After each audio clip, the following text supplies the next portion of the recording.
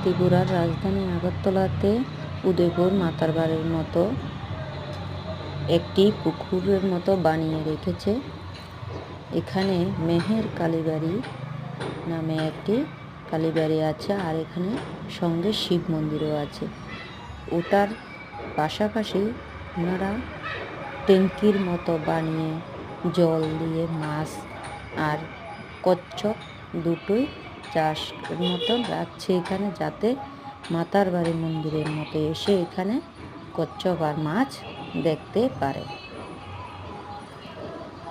তবে আমি কচ্ছপটা একটুখানি দেখেছিলাম, কিন্তু ভিডিওটা করতে পারিনি, শুধু মাথাটা একটু দেখেছিলাম প্রথম গিয়ে মাত্র। তারপর অনেকক্ষণ আমি দাঁড়িয়েছিলাম এখানে। ভিতরে দেখো মাছগুলি দেখা যাচ্ছে, ছোট বড় সব মাছগুলি দেখা যাচ্ছে, কিন্তু আমার ভাগ্যটা খারাপ, কচ্ছপটা আমি তোমাদের দেখাতে পারলাম না। ওটা শুধু আমি গিয়ে মাত্র একবারই দেখেছি, তারপর আর ওটাকে দেখা যাচ্ছে না।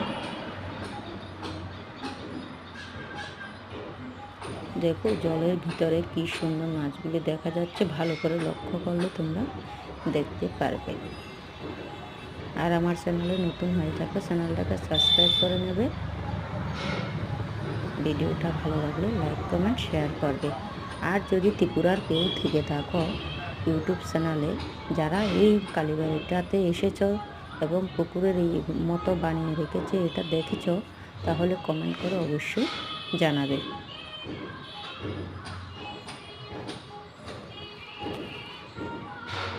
আর আজকে আমি কোনো মিউজিক দিলাম না ভিডিওতে, মিউজিক ছাড়াই তোমাদের মাঝে একটি ভিডিও শেয়ার করলাম।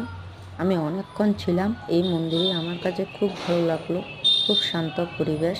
কেউ যদি এই মন্দিরে, ত্রিপুরার মধ্যে কেউ যদি এই মন্দিরে গিয়ে থাকো অবশ্যই আমাকে জানাবে কমেন্ট করে। আমি কিন্তু এই প্রথম গিয়েছি এই মন্দিরে, আমি আগে কখনো যাইনি, আজকেই প্রথম গিয়েছি। তোমরা কে কে গিয়েছ অবশ্যই আমাকে জানাবে।